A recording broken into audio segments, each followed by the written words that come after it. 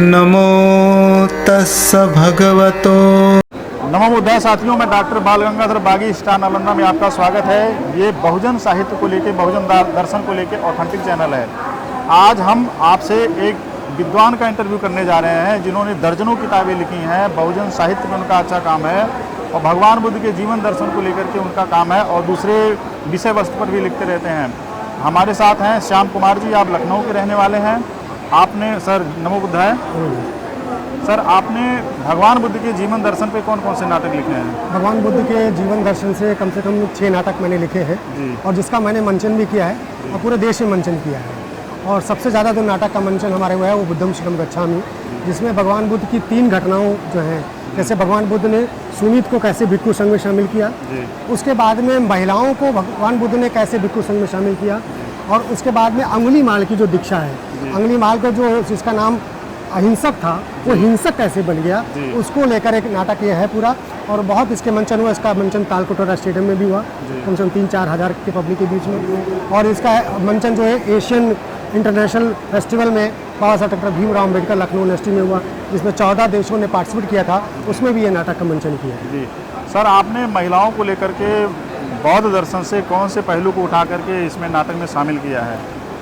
महिलाओं को लेकर जैसे भगवान बुद्ध के समय में या उसके बाद पहले भी कि महिलाओं को जो है वो दीक्षित नहीं किया जाता था। उनको आध्यात्मिक मार्ग में आगे बढ़ने की या कहीं भी संघ में शामिल करने की वो नहीं थी। इसको लेकर महाप्रजापति गौतमी और यशोधरा ने निवेदन किया भगवान बुद्ध से, आनंद से निवेदन किया। तो उसको लेकर भगवान बुद्ध ने 8 नियम जो भिक्षु संघ ने निर्देशित किए थे, उस 8 नियमों के बाद जो है महिलाओं को लिया गया और उस महिलाओं में 500 महिलाएं जो है, शाक्त महिलाएं जो है वो शामिल हुई थी। और ये आज भी ये पूरे निरंतर आपने थेरी गाथा पे ड्रामा लिखा भी है, उसका मंचन भी करते हैं। सर, आपका मिलिंद प्रश्न पे कोई काम है ड्रामा को लेकर के? मिलिंद प्रश्न जो है ये बहुत ही महत्वपूर्ण ग्रंथ है और मिलिंद प्रश्न को मैंने लेकर इसको नाटक रूपांतर भी किया और इसके कई तमाम मंचन भी किए हमने। और इसमें बाकायदा ये बात रखने की कोशिश की गई है कि जो मेन टारगेट है कि जो इंसान पैदा कैसे होता है या मरने के बाद क्या होता है, नाम और रूप क्या है, इस नाम और रूप को नागसेन ने जिस तरीके से मिलिंद को, जो बैक्टीरिया का राजा था जिसका नाम बाद में मिलिंद हुआ, उसको बताया, राजा मिनाडर को बताने का काम किया। और डिबेट में राजा मिनाडर वो हारा भी।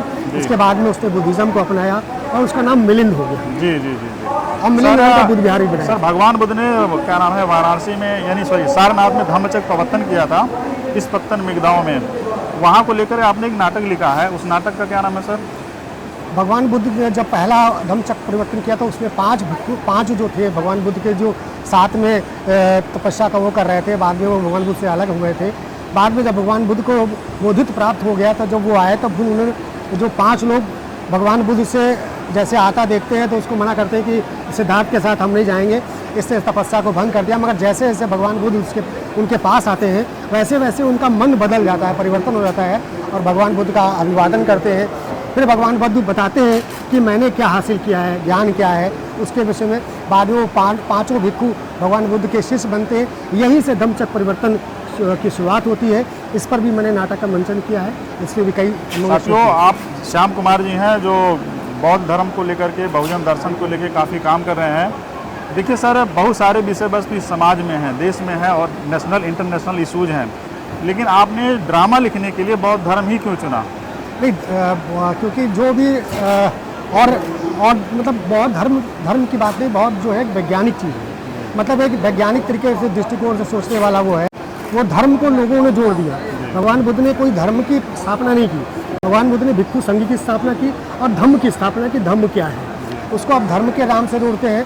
तो इसको इसलिए क्योंकि इसमें बिल्कुल साइंटिफिक है और लोगों के जीवन शैली से जुड़ा हुआ है। जो आज की इतनी आपाधापी है या पूरे समय से आपाधापी है, उसको कैसे हम लोगों को आगे बढ़ा सकते हैं। भगवान बुद्ध के जीवन दर्शन पे नाटक लिखते हुए, उनसे जुड़ी हुई थेरी गाथा, यश, मिलिंद प्रश्न पे नाटक लिखते हुए आपने किन समस्याओं को फेस किया?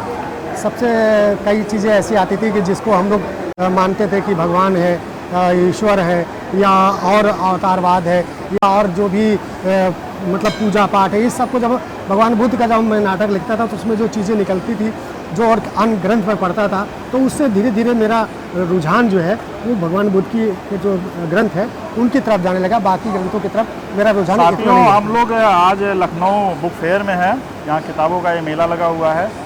सर, आपकी कोई किताब का आज विमोचन भी है? विमोचन था और बुद्धम उसके 3 नाटक संग्रह है, गौतम प्रकाशन से है, और उसमें बुद्धम शरणं गच्छामि और कुलपुत्र यश और थेरी गाथा, ये 3 नाटकों का संग्रह है जिसका विमोचन होना है और मुझे बड़ी खुशी है। सर, हमारे दर्शक अगर आपकी किताबों को लेना चाहें तो किस प्रकाशन से ले सकते हैं? सिद्धार्थ प्रकाशन है, गौतम बुक सेंटर जो है, कहाँ के रहने वाले हैं? दिल्ली का प्रकाशन है। यहाँ से आप ये किताब को ले सकते हैं और इसको आप लोग मंचित भी करिए। बहुत से लोग नाटक मांगते हैं। अगर लोग आपके ड्रामे करने के लिए, मंचन के लिए आपसे कांटेक्ट करना चाहें तो मैं चाहूँगा आप एक बार मोबाइल नंबर अपना बता दें। मेरा नाम श्याम कुमार है, मेरा मोबाइल नंबर है 7905637791।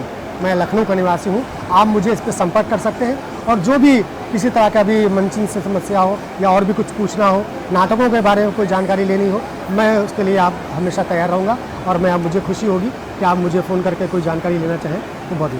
बहुजन समाज के जो भी साथी भगवान बुद्ध के जीवन दर्शन पे काम करना चाहते हैं, ड्रामा करना चाहते हैं, गीत लिखते हैं, नाटक लिखते हैं, उनको श्याम कुमार जी से ज़रूर कांटेक्ट करना चाहिए। और इस वीडियो के माध्यम से वर्ल्ड एकेडमिया से मेरा कहना है कि विश्वविद्यालय में रहने वाले लोग जो ज़मीन पे लेखन काम कर रहे हैं, जो धर्म को बढ़ाने का काम कर रहे हैं, जो मिशन को बढ़ाने का काम कर रहे हैं, उनकी नज़र वहाँ तक भी होनी चाहिए कि किस तरीके से ग्रास रूट पे लोग जो है नाटक लिख रहे हैं, गीत लिख रहे हैं, गज़ल लिख रहे हैं, कविताएं लिख रहे हैं, ड्रामा लिख रहे हैं, उपन्यास लिख रहे हैं, निबंध लिख रहे हैं और एकेडमिक राइटिंग में अपना बड़ा कॉन्ट्रीब्यूशन दे रहे हैं।